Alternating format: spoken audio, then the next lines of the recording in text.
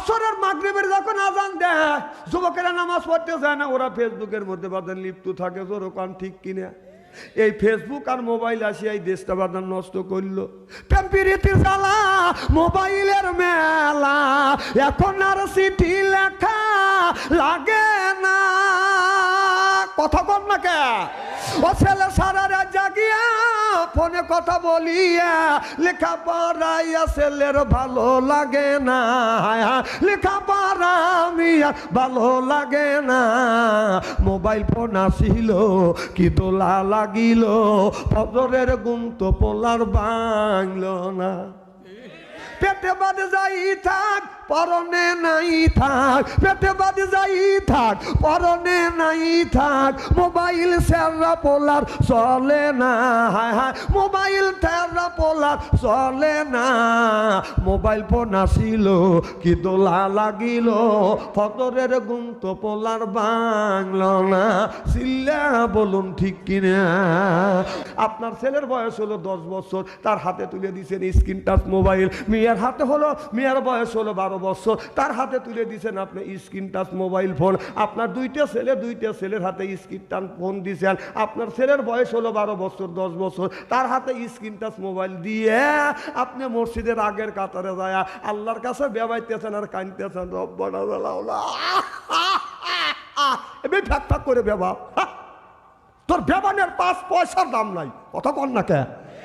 তোর নামাজ, তোর রোজা, তোর হজ, তোর যাকাত সব চলে গেছে। তোর ছেলের আর তোর মিয়ার ওই যে স্ক্রিন টাচ মোবাইলের ভিতরে কথা কয় না কে? পাবলি ইস্তেরি করে থুয়ে দেবো আজকে। হয় মোহনপুর আসবো না হয় না আসবো। এক জয়পুর জেলা, আমি ওয়াজ না করলে বাদশান্তরে কি হবে? জয়পুরহাট ওয়াজ না করলে কি হবে? কিন্তু হক কথা বলার জন্য আসছি, এটা আমি বলেই যাব। কারণ জাকারিয়া আলাইহিস সালামকে দাওয়াত হচ্ছে, জাকারিয়া নবী গাছের মধ্যে ঢুকছে, গাছ সহ জাকারিয়া নবীকে কেটে ফেলছে। এই ওয়াজ আমি জানি, এই ওয়াজ করে মানুষকে আল্লাহর রাস্তা আনা যাবে না। এটা অন্যায়, এটা করা যাবে না। এটা ন্যায়, এটা করতেই হবে।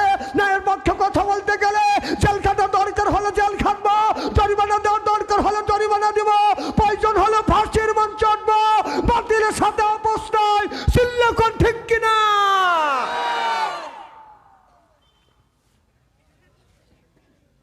মাইকের আওয়াজও যেমন আপনারাও তেমন সমান সমান পাইছি। শোনেন, এ বাবা ওঠেন কে? ও আচ্ছা ঠিক আছে, এক আঙুল, হ্যাঁ ঠিক। এ জানছে আমার ওয়াজ শুনছে, যে জানে যে বাদশাহ ছেড়ে ওয়াজ থেকে যাওয়া যায় না। আমার ওয়াজ থেকে যাইতে হলে যদি কারো খুব জরুরত হয়, এক আঙুল তুললে আমি বসবো যে প্রসাবের চাপ দিছি, 2 আঙুল তুললে বসবো যে টয়লেটের চাপ দিছি, 3 আঙুল তুললে বসবো যে বিড়ির নেশা ধরছে, আর 4 আঙুল তুললে আমি বসবো যে প্রেমিক মিস কল দিছি। এ জ্ঞানগুলি আমার আছে। সারা বাংলাদেশ ঘুরি যদি এই জ্ঞানী যদি না থাকে তাহলে ওয়াজ কিভাবে করবো কন? আমার ভাইরা, আমার মুসলমান বাইরে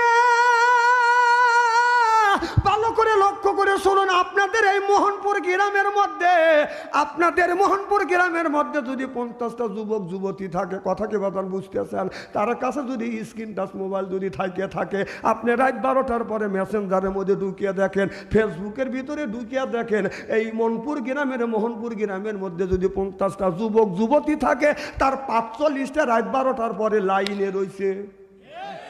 ও কি করতেছে? লাইনে থেকে তাহাজ্জুদ নামাজ পড়ে মোনাজাত করতেছে। বাপ মাক বেহেশতে লেবার লেগে না, না না, বাপ মাক দোষকে লেবার লেগে খালি রাত 9টার সময় ঢুকিয়ে 3:30 পর্যন্ত খালি খোট্টা যাচ্ছে এরকম করিয়া। বিশ্বাস যদি না হয় মরিয়া দেখেন, এই মোবাইলের ভিতরে আপনার ছেলে যা করবে, এই পাপ 3 ভাগে ভাগ করা হবে। 1 ভাগ বাপ পাবে, 1 ভাগ মা পাবে, 1 ভাগ ওই ছেলে পাবে। বিশ্বাস যদি না হয় মরিয়া দেখেন, মরিয়ে দেখেন, ফ্যাক্সিলেট হয় আপনার কবরে দেবে। ফ্যাক্সিলেট বোঝেন না? সিরাজগঞ্জ থেকে যদি ফ্যাক্সিলেট করে, এখানে মোবাইলে আসে কিনা? তাহলে এইটা যদি আসতে পারে, আপনি মরিয়ে গেলেও আপনার ছেলে মোবাইলে যে টাকা দিয়ে মোবাইল কিনে দিয়েছেন, যত পাপ কাজ করবে আপনার মৃত্যুর পরেও আপনার কবরের মধ্যে আপনার ছেলে অন্যায় করবে, অন্যায়ের যে পাপ হবে, এই পাপ 3 ভাগে ভাগ হবে। 1 ভাগ ছেলের দিকে যাবে, 1 ভাগ আপনার কবরের মধ্যে যাবে, আর 1 ভাগ আপনার বিবির কবরে যাবে। বিশ্বাস যদি না হয় মরিয়ে দেখেন,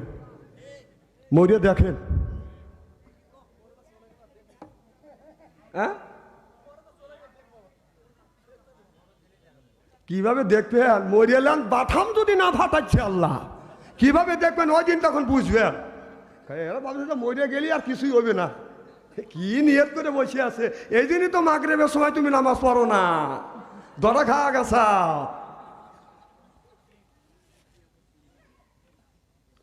আমার মুসলমান ভাইরা, আল্লাহর হাবিবের উম্মতের ভালো করে লক্ষ্য করে শুনুন। আল্লাহর নবী ওই কাগজটা এরকম করে মুষ্টির মধ্যে রাখবে, রাখি আর একটা আমলনামা নিবে, দেখবে দিন কায়েমের জন্য তুমি কি করছো।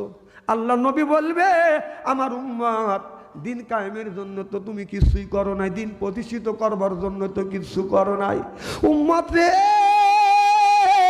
আমি দেখ টাকা দেখ, দিন কায়েমের জন্য আমি তাইফের জমিনে এই কলেমার দাবাত দেওয়ার জন্য যখন আমি গেছি, আমার গায়ে অগণিত পাথর মারছে। আল্লাহর নবী জামা বড়কে এরকম করে বাদান তুলবে, নবীর উম্মত ছায়া ছায়া দেখে বলবে, ইয়া রাসূলুল্লাহ, ইয়া হাবিবাল্লাহ।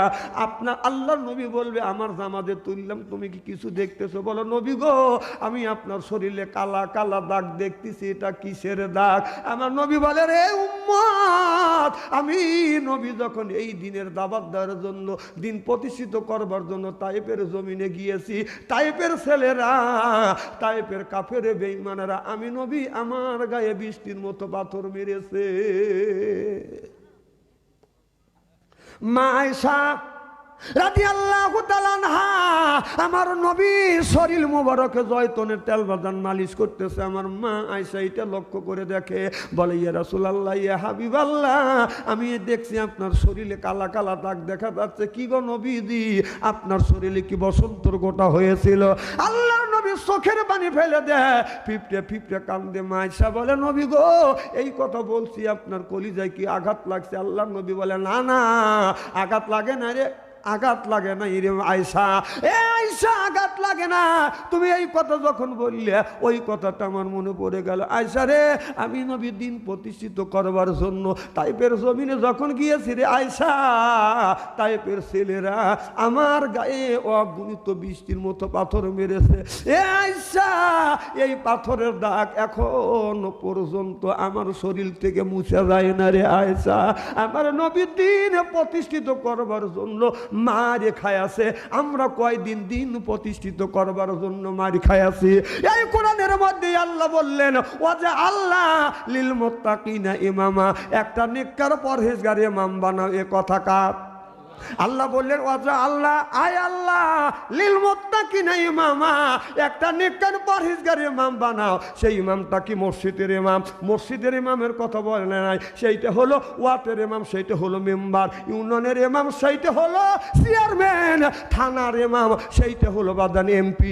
রাষ্ট্র ইমাম সেইটা হলো প্রধানমন্ত্রী। ওয়াজা আল্লাহ লিল মুত্তাকিনা ইমামা, জিল্লাকান আল্লাহু আকবার। ও দুনিয়ার মানুষেরা, তোমরা যে ইমাম নিযুক্ত করলে, ওয়াটের ইমাম নিযুক্ত করলে, সেটার নাম হলো মেম্বার। এই মেম্বার 5 ওয়াক্ত নামাজ পড়ে কিনা, দিন কায়েমের জন্য এই ইমামটা আপনার চেষ্টা করছে কিনা। আপনাদের ইমাম বানালেন ইউনিয়নের ইমাম, এই ইমামটার দ্বারা ইসলামের উপকার হয়েছে কিনা, না ইসলামের বিরোধিতা করছে। আপনি যে থানার ইমাম বানালেন, সেইটা হলো এমপি। যারে তুমি এমপি বানাইছো, এই এমপি আপনার এই দিনের কাজ করছে কিনা, এই এমপির দ্বারা আপনার ভালো কাজ হয়েছে কিনা। এই এমপি যদি সংসদে যাইয়া আপনার যত আকাম কুকাম অন্যায় করবে, তাকে সমর্থ করার কারণে যদিও আপনি মরিয়া যান, আপনার মৃত্যুর পরেও এই এমপি সাহেব সংসদে যাইয়া যত অন্যায় করবে, খারাপ কাজ করবে, আপনি কিন্তু ওই পাপের ভাগীদার হবে। আল্লাহ বলে, ওয়াজা আল্লাহ লিল মুত্তাকিনা ইমামা, একটা নেককার পরহেজগার ইমাম বানাও। কথা কার? তাহলে আল্লাহ বলল ইমাম বানাও, আর সেই ইমাম আমরা কি ধরনের ইমাম বানাইছি? কারণ তাহলে কিয়ামতের ময়দানে আল্লাহর আদালতে জবাবদাহিতা করতে হবে। আপনি যতই নামাজ পড়েন, রোজা রাখেন, আর হজ করেন, আর যাকাত দেন, কিয়ামতের ময়দানে দেখবেন সৈন্য। এই দিনই সমর্থ যদি করতে হয়, একজন ভালো ব্যক্তিকে সমর্থ করতে হবে। আমি লুচ্চমি বদমাইশি সন্ত্রাসী চাঁদাবাজ করি, আর আপনি আমাকে সন্ত্রাসী করলেন, আপনি আমাকে সমর্থ করিয়া আপনি আমাকে সংসদে পাঠালেন। আমি যত আকাম কুকাম করব, সব আকাম কুকামের বাগী আপনি হইবেন। বিশ্বাস যদি না হয় আবার মরিয়ে দেখেন, আবার মরিয়ে দেখেন। যদি আমার কথা যদি একটা মিথ্যে হয়, আপনাদের বার্মির জুতোর আমার গান মরে দেখেন। এখন তো বুঝতেছেন না, যে কয় আয় রে তারই পিছনে যাই রে, বোঝা সোজা নাই রে। 1.5 টাকার জন্যই ইমান বিক্রি করে দেন। জান্নাত এতই সস্তা। এই জান্নাতের জন্য, এই দিনের দিন প্রতিষ্ঠিত করবার জন্য আল্লাহর নবী তাইবের জমিনে মারি খেয়েছে, সাহাবীরা ইতিম হয়েছে, বদরের ময়দানে রাসূল যুদ্ধ করেছে, সাহাবীরা স্ত্রীকে বিধবা করেছে, ছেলে সন্তানকে এতিম করে বুকের তাজা রক্ত বুলেঙ্কিত করে দিয়ে এরপর ইসলামের পতাকা উড্ডীন করেছে। চিল্লে বলুন মারহাবা।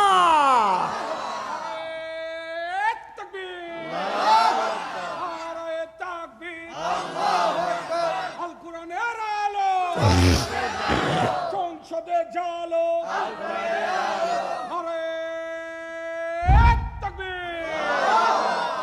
বাজান, এই হিসাব যে আল্লাহর কাছে দিতে হবে, এটা মনে রাখেন। এখন আলেমরা হক কথা যদি বলে, আপনারা অন্যদিকে নিয়ে যান। আজকে নেন, আজকে গায়ের শক্তি আছে, হাতটা জোরতমল মাকাবির। যেদিন হাতের শক্তি কমে যাবে, গোষ্ঠীর শক্তি কমে যাবে, ক্ষমতার শক্তি যেদিন কমে যাবে, হাতটা জোরতমল মাকাবির আল্লাহর হাতে যেদিন ধরা পড়বে, সেদিন আপনাকে কে বাঁচায় ওই দিন দেখা যাবে। আমরা বলি তো, আমাদের কথা শোনে না তো, হুজুর গারের কথা। মরিলেন, মরিলেন। খুব খারাপ লাগতেছে মনে হয়, তাই না? আমার ভাইয়ের, আমার মুসলমান ভাইয়েরা, আল্লাহর হাবিবের বিয়াম্মতেরা, আল্লাহর হাবিবের বিয়াম্মতেরা ভালো করে লক্ষ্য করে শুনুন। আল্লাহর নবী বললেন, এ জিবরাইল, তাহলে আদম থেকে শুরু করে ঈসা নবী পর্যন্ত যত গুণী নবী রাসূল আছে, ওই দিন বিয়ার বড় যাত্রী হবে। সুবহানাল্লাহ, এটা জোরে কর। আচ্ছা, ওই দিন আবার খানা পিনাও করাইবি। সুবহানাল্লাহ, এটা জোরে কর। আমার নবী বললেন, রে জিবরাইল, এত গুণী মানুষ, আমার বিয়ার বড় যাত্রী হবে, ওই দিন কি খানা পিনা আছে? বলে উত্তম খাবার। সুবহানাল্লাহ, এটা জোরে কর। কি খাওয়াবে? আল্লাহ নবী যখন বললেন জিবরাইল কি খাওয়াবে, জিবরাইল আলাইহিস সালাম বললেন, তামাম পৃথিবীর মাটিতে আল্লাহ রুটি বানাইয়া দিবে। এখন যদি বলেন তাহলে এই বালি আর মাটি দিয়ে আল্লাহ রুটি বানাবে, এইগুলি খাবো কাদা দিয়ে? আমার কথা কি বুঝতেছেন? আপনি আম গাছ তৈরি করেছেন, সেটা মাটির থেকে। লিচু গাছ তৈরি হচ্ছে মাটির থেকে, খেজুর গাছ তৈরি হচ্ছে মাটির থেকে, আঙ্গুর গাছ তৈরি হচ্ছে মাটির থেকে, লিচু গাছ তৈরি হচ্ছে মাটির থেকে, ধান তৈরি হচ্ছে মাটির থেকে, গম তৈরি হচ্ছে বাজার মাটির থেকে। আপনার আলুর স্বাদ একরকম, এরপরে লিচুর স্বাদ একরকম, এরপরে কাঁঠালের স্বাদ একরকম, আমের স্বাদ একরকম। আল্লাহ মাটির নিঃশ্বাস দিয়ে রুটি বানাবে, কারণ ওই খাবারের মধ্যে পৃথিবীর যতগুলি ফল ফলদি খাবার আছে, সব খাবারের সুস্বাদ আল্লাহ ওই রুটির মধ্যে দিয়ে দিবে। খাদিজাতুল কুবরার জান্নাত। সুবহানাল্লাহ। জিবরাইল আলাইহিস সালাম বলল, নবী গো, এইটা তো আপনার বড় বিবির হযরত খাদিজাতুল কুবরার জান্নাত। আমার নবী বললেন, জিবরাইল রে, আমার বিবি হলো 11টা, আমার 11টা বিবির কি জান্নাত নাই? খালি খাদিজার জান্নাত রাখছে। আল্লাহ নবী বললেন, জিবরাইল আলাইহিস সালাম বললেন, নবী গো, ছায়া দেখেন, আপনার 11টা বিবি আছে, আপনার যে কয়টা বিবি আছে, প্রত্যেকটা বিবির একটা একটা করে জান্নাত আছে। এই সাঙালে, এই কাতারে যতগুলি ঘর আছে, সব হলো আপনার বিবিদের জান্নাত। আল্লাহ নবী বললেন, একটা একটা করে জান্নাত আমি গুনি। আল্লাহ নবী 1 2 2 করে গুনতে গুনতে দেখে আপনারা জান্নাত আছে বাদান 13টা। সুবহানাল্লাহ বললেন না? আল্লাহ নবী বললেন, জিবরাইল রে, তুমি বলেছো আমার 11টা বিবির 11টা জান্নাত আল্লাহ দিছে, আর এই 2টা জান্নাত কার জন্য? আল্লাহ নবী বললেন, আপনার বিবি 11টা না, আপনার বিবি হলো 13টা। সুবহানাল্লাহ, একটু জোরে কর না কে? আমার নবী বলে, জিবরাইল, না না, আমি তো বিয়ে করেছি 11টা, আমি তো 13টা বিয়ে করি না। আল্লাহর নবীকে জিবরাইল আলাইহিস সালাম বুঝলেন, ও নবীজি, 13টা বিয়ে করছেন দুনিয়া, আর জান্নাতের মধ্যে আপনার আরো 2টা বিয়ে হবে। চিল্লাকান আল্লাহু আকবার, নারায়ে তাকবীর। খুব খারাপ লাগতেছে কি ভাই?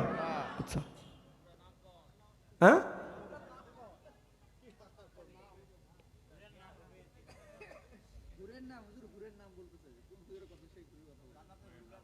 হুরের নাম কব?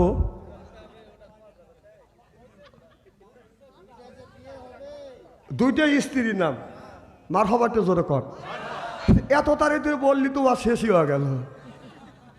আপনি কি এত খেলোয়াড় আমার কাঁচা খেলোয়াড় মনে করছেন যে আপনি স্টেজে আসছেন, মাঠে খেলবেন লেগে আছেন, এত সহজেই আমার গোল দিবেন নাকি? এত তাড়াতাড়ি গোল খালি তো তাহলে পেলে অত মাঠে, তাহলে তো কেউ বানাই করবে না। মারহাবাটা জোরে কর। আমার নবী বলে জিবরাইল রে, তাহলে আমার প্রথম বিবির জান্নাতটা দেখি। প্রথম বিবির জান্নাতের দরজার সামনে গিয়া আল্লাহর নবীর আর চোখ চলে না, শুধু দুয়ার দুয়া। আল্লাহর নবী বললেন জিবরাইল রে, কত বড় জান্নাতটা হবে, এই জান্নাতটা কত বড় হবে? আপনার সব চাইতে এই জান্নাতটা হবে সবচাইতে বড় জান্নাত। সুবহানাল্লাহ। জিবরাইল আলাইহিস সালাম বলে, নবী গো, আল্লাহ আমাকে 600 পাখা দিয়েছে, এই পাখা দিয়ে এইরকম করে একটা যদি বাড়ি মারি, এই পৃথিবীর এই প্রান্তর থেকে অপর প্রান্তরে যাইতে চোখের এক পলকে আমি চলে যাব। খুব ধীরে কম। সুবহানাল্লাহ। ও নবীজি, আপনার বড় বিবি খাদিজার যেই জান্নাত আল্লাহ নির্মাণ করে রেখেছে, আমি 600টা পাখা দিয়ে 600 বছর পর্যন্ত এইরকম করে আপনার এইরকম করে টানলেও আমি এই ঘরের মুড়া পাবো না। আল্লাহ নবী বলে, জিবরাইল এত বড় ঘর কেন হবে? জিবরাইল আলাইহিস সালাম বলল, ইয়া রাসূলুল্লাহ, ইয়া হাবিবাল্লাহ, ও নবীজি, এত বড় ঘর যে হবে, ও নবীজি, এই ঘরের মধ্যে আপনার বিয়ে হবে। সুবহানাল্লাহ। এটা জোরে কর। কি হবে? বিয়ে হবে।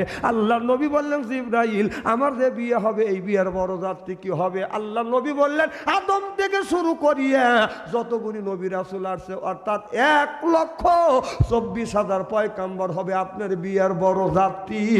আর আপনার বিবি বিয়ের দিন আল্লাহ আপনার ওই বিয়েটা পড়াইবে, উকিল হবে, সাক্ষী হবে বাদান 4 জন। আমাদের দেশে বিয়ে করাতে সাক্ষী লাগে 3টে। আর ওই দিন আল্লাহ নবীর বিয়ে যেদিন পড়াইবে, ওই দিন সাক্ষী থাকবে বাদান 4 জন। ওই 4 জনের নামটা কি বলবো? কোন যুবক, কোন বাচ্চা যদি বিছানা পরে পেশাব করে, কোন মানুষ যদি বিছানা পরে পেশাব করে, এই 4 জনের নাম আপনার সুন্দর করে লেখিয়ে বালিশের নিচে রেখে দিলে ওই লোকটার পেশাব বাদান বন্ধ হয়ে যাবে। সুবহানাল্লাহ। এটা জোরে কর। আর বিছানা পরে পেশাব করবে না, খালি ওয়াজ করবো না, কিছু কবরেজও করবো, কিছু চিকিৎসাও দেবো ইনশাআল্লাহ। আমার ভাইয়ের, আমার নবী বললেন, জিবরাইল 1,24,000 পয়গাম্বর এই জায়গা হলো আমার বিয়ের বড় যাত্রী হবে, তাহলে আমার এতিম উম্মতকে এই বিয়ের বড় যাত্রী হবে না। আল্লাহর নবী যখন এই কথা বললেন, জিবরাইল আলাইহিস সালাম বলে, ইয়া রাসূলুল্লাহ, ইয়া হাবিবাল্লাহ, আপনার এতিম উম্মতেরাও তো আপনার বিয়ের বড় যাত্রী হবে। আল্লাহর নবী বললেন, আমার সেই উম্মতের নামটা হবে কি? আল্লাহর নবী বললেন, আমার উম্মতের নামগুলো হবে কি? সেই উম্মত হলো কারা? এবার জিবরাইল আলাইহিস সালাম বললেন, ইয়া রাসূলুল্লাহ, ইয়া হাবিবাল্লাহ, এই যে কোরআনের আয়াত বাদান আল্লাহর রাসূলের কাছে নাযিল করে জানাছে, ও মাইয়াক্তাগি গায়রাল ইসলাম, ইসলাম ছাড়া অন্য কোন তন্ত্রমন্ত্র, জাতীয়তাবাদ, ধর্ম নিরপেক্ষ মতভেদ কেউ যদি কায়েম করে, ফালি ইউকবালা মিনহু, ও নামাজ, রোজা, হজ, যাকাত আল্লাহর দরবারে কোনোদিন কবুল হবে না, হইতে পারে না। ওয়া ফিল আখিরাতি মিনাল খাসিরিন। আল্লাহর আদালতে ওই মানুষটা বাদান বিবেচর কাতারে দাঁড়াবে যারা আল্লাহর নিয়ম নীতি, আল্লাহর বিধিবিধান মানে না, নবীর তরিক অনুযায়ী চলে না। এই জীবনটা মানুষের তৈরি করা নিয়ম নীতি দিয়ে এই জীবনটা যারা পরিচালনা করে, তারা কোনোদিন আল্লাহর জান্নাতে যাইতে পারবে না। আর যাইতে তো পারবেও না। যদি জান্নাতে না যায়, তারা ওই বিয়ার কোনোদিন বড় জাতি হইতে পারবে না। জোর কন্যা উজবিল্লাহ। আমার মায়ের, আমার আল্লাহ হাসরের ময়দানে সর্বপ্রথম একটি প্রশ্ন করবে, বলবে, বান্দা তুমি নামাজ পড়ছো কিনা? সুবহানাল্লাহ বল। আর 2 নম্বর প্রশ্ন করবে, বান্দা তোমার জীবনটা এই আমার কোরআন দিয়া রসুলের সুন্নাত অনুযায়ী চালাচ্ছ কিনা, অর্থাৎ 1 নাম্বার প্রশ্ন করবে তুমি নামাজ পড়ছো কিনা, আর 2 নাম্বার প্রশ্ন করবে তুমি দিনের জন্য কি কি কাজ করেছো। 2 নাম্বার এই প্রশ্ন করবে। আল্লাহ আপনার হাকিম হবে, নবী আমার উকিল হবে, আমরা হব আসামি। বিচার করবে কে? উকিল হবে কে? আমার নবী, আর আমরা হব বাদান আসামি। আল্লাহ আমার মুকুতার, আল্লাহ আমার বারিস্টার, আখিরাতের আদালতে নবী আমায় করবেন পার। আমি পাপী নবী জাবিনদার, বলুন আমি পাপী নবী জাবিনদার, আমি পাপী নবী জাবিনদার, আমি পাপী আর আমার নবী হবে বাদান জাবিনদার। আল্লাহ আর আল্লাহ বিচার করবে বি আহকামিল হাকিমি, আল্লাহ হবে উত্তম বিচারক কিয়ামতের ময়দানে। আল্লাহ এই মানুষের ভালো মন্দ বিচার করবে, বিচার করে কাউরে জাহান্নামে দিবে, কাউরে জান্নাতে দিবে। আর জান্নাতবাসীদেরকে বলবে ও জান্নাতবাসীরা আমি আল্লাহ যে বিচার করছি এই বিচারটা কি সঠিক হয়েছে? জান্নাতবাসীরা বলবে আল্লাহ সঠিক হয়েছে। জাহান্নাম ব্যক্তিকে যখন জাহান্নামে পাঠাইবে, এবার বলবে জাহান্নামবাসীরা বলো আমি যে বিচার করছি এটা কি সঠিক হয়েছে? জাহান্নামে যাব, তারপরে স্বীকার করবে আল্লাহ তোমার বিচারটা হলো সঠিক, কারণ তুমি হলো বিহাকামিল হাকিমি, উত্তম বিচারক কে? আমার ভাইরা আমার, আল্লাহ বিচার করবে আর নবী উকিল হবে, আমরা হব আসামি। আর আমরা আসামি হইয়া আল্লাহর আদালতে কাঠ করে যখন দাঁড়াবো, তখন আল্লাহ বলবে বন্ধু বিচার শুরু হয়ে গেছে, আপনার উম্মতের আমলনামা গুনি নিয়ে আসেন। আপনি যে উম্মতের পক্ষে উকিল হয়েছেন, আপনার এদিক তাকান, সিয়ারাকে একবারে খারাপ নাকি? তেন ওই দিক টাকা আসা, ওদের সিয়ারা কি আমার সাথে ভালো নাকি? হ্যাঁ রে, মানুষ দেখছে এরকম মানুষ দেখিনি। আমি বারবার বলতেছি একটা আলেমের চেহারার দিকে চা থাকলে সগিরে গুণা মাফ করে দে। আমি এই একদিন করছি, একদিন করে হুজুর আপনার দিকে তাকাবো কি? আপনি হাই দিয়ে কাইলিয়ে কাইলিয়ে। আচ্ছা কালো যদি আমি হই, এটা কি আমার দোষ নাকি? কার দোষ? আল্লাহর দোষ। আল্লাহর দোষ আছে, তাহলে আন্দাজে এক কথা কয় আল্লাহ এইভাবে আমাকে পছন্দ করছে। সুবহানাল্লাহ, এটা জোরে কয়। যাক আল্লাহর যার পদে যতটুকু সন্তুষ্ট আছে তার চেহারা ততটুকু দিয়েই সন্তুষ্ট থাকতে হবে। সুবহানাল্লাহ, এটা জোরে কয়। আপনারা ফস করে আল্লাহর দোষ দিলেন। আমার ভাইরা আমার, কি যেন বলতেছিলাম?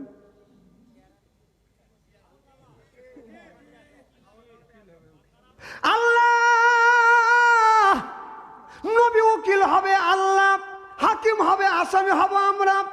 প্রথম নম্বর আমাদের আমলনামা গুনি আল্লাহর নবীর কাছে কিরামিন কাতিবিন ফেরেশতা যে লিখছে, কথা বুঝতেছেন না? ইন্না হাফিজিনা কিরামান কাতিবিনা ইয়ালামু মালা তাফালুন। 2 কান্দে 2 ফেরেশতা আছে, আমাদের আমলনামা গুনি লেখে। আল্লাহর কাছে, আল্লাহ রসুলের কাছে সাবমিট করবে। আল্লাহ নবী আল্লাহর কাছে সাবমিট করার আগে রসুল আমার পড়ে দেখবে ফজর নামাজ নাই, জহর নামাজ নাই, আসর নামাজ নাই, মাগরিব নামাজ নাই, ঈশার নামাজ নাই। আল্লাহর নবী উম্মতের মুখের দিকে তাকিয়ে বলবে কি রে উম্মত, এইটা আল্লাহর কাছে কেমন করে আমি সাবমিট করব, কেমন করে আল্লাহর কাছে এই আমলনামাটা দিব? আল্লাহ তো দেখলি তো রাগে যাবে। তোর তো 5 ওয়াক্ত নামাজ নাই, ফজর নাই, জহর নাই, আসর নাই, মাগরিব নাই, ঈশা নাই, কারণ তুই চাষতলে বসে ঈশার আজান দিছে তাও তুই চাষতলে বসে গল্প করছিস, জহরের আজান দিছে চাষতলে বসে গল্প করছো, এরপরে মাগরিবের আজান দিছে চাষতলে তুমি চা খাইছে, ডান হাত দিয়ে সিগারেট টান দিছে। সব সব লেখা থাকবে, সব। আজানের ধ্বনি হয় মাগরিবের সময়, আর আপনি বাম হাত দিয়ে চা খান, ডান হাত দিয়ে বিড়ি টান দেন, আর ভাবছেন যে তারা নামাজ পড়তে যাচ্ছে ওরাই ঠকছে, আর তুমি জিতে বসে রয়েছে। অত সোজা না, সব কিছু ধরা পড়ে যাবে। কার কাছে? আল্লাহর কাছে। আমার ভাইয়ের আমার, অনেক যুবক আসরের মাগরিবের যখন আজান দেয়, যুবকেরা নামাজ পড়তে যায় না, ওরা ফেসবুকের মধ্যে বাদে লিপ্ত থাকে। জোরকান ঠিক কিনা? এই ফেসবুক আর মোবাইল আসিয়া এই দেশটা বাদান নষ্ট করলো। প্রেম প্রীতির জ্বালা মোবাইলের মেলা, এখন আর চিঠি লেখা লাগে না। কথা বল না কে ও ছেলে সারা রাত জাগিয়া ফোনে কথা বলিয়া, লেখা পড়াইয়া ছেলের ভালো লাগে না, লেখা পড়া মিয়া ভালো লাগে না। মোবাইল ফোন আসিল কি দোলা লাগিল, ফজরের ঘুম তো পোলার ভাঙল না। পেটে বাদে যাই থাক পরনে নাই থাক, পেটে বাদে যাই থাক পরনে নাই থাক, মোবাইল সেরা পোলার চলে না, হায় হায় মোবাইল সেরা পোলার চলে না। মোবাইল ফোন আসিল কি দোলা লাগিল, ফজরের ঘুম তো পোলার ভাঙল না। চিল্লা বলুন ঠিক কিনা? রসুল 1450 বছর আগে আল্লাহর নবী বলেছে এয়ারপোলিন বিদ্যা উঠে যাবে, একসুরুল জাহিলিতা বর্ষিত হবে। সেই অবস্থা বাংলার জমিনে হয়ে গেছে। আপনার ছেলের বয়স হলো 10 বছর, তার হাতে তুলে দিয়েছেন স্ক্রিন টাচ মোবাইল। মিয়ার হাতে হলো, মিয়ার বয়স মরে দেখেন, এখন তো বুঝতে চান না। যে কয় আয়রে তারই পিছনে যাই রে, বোঝা সোজা নাই রে। 1.5 টাকার জন্যই ইমান বিক্রি করে দেন। জান্নাত এতই সস্তা।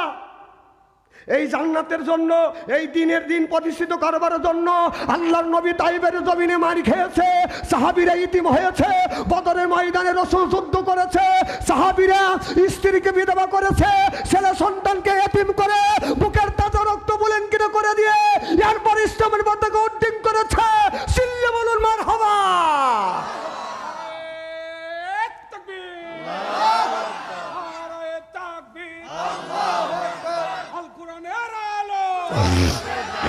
সংসদে জালো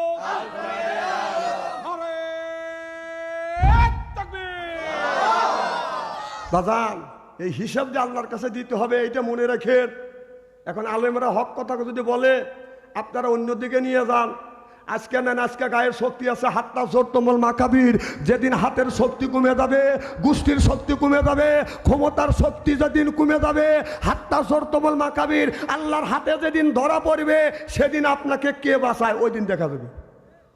আমরা বলি তো আমাদের কথা শোনে না তো, হুজুর গারের কথা। মরিলেন মরিলেন, খুব খারাপ লাগতেছে মনে হয়, তাই না? আমার মায়ের, আমার মুসলমান মায়েরা, আল্লাহর হাবিবের বিয়াম্মতেরা, আল্লাহর হাবিবের বিয়াম্মতেরা ভালো করে লক্ষ্য করে শুনুন। আল্লাহর নবী বললেন, এ জিবরাইল, তাহলে আদম থেকে শুরু করে ঈসা নবী পর্যন্ত যত গুণী নবী রাসূল আছে, ওই দিন বিয়ার বড় যাত্রী হবে। সুবহানাল্লাহ, এটা জোরে কর। আচ্ছা, ওই দিন আবার খানা পিনাও করাইবি?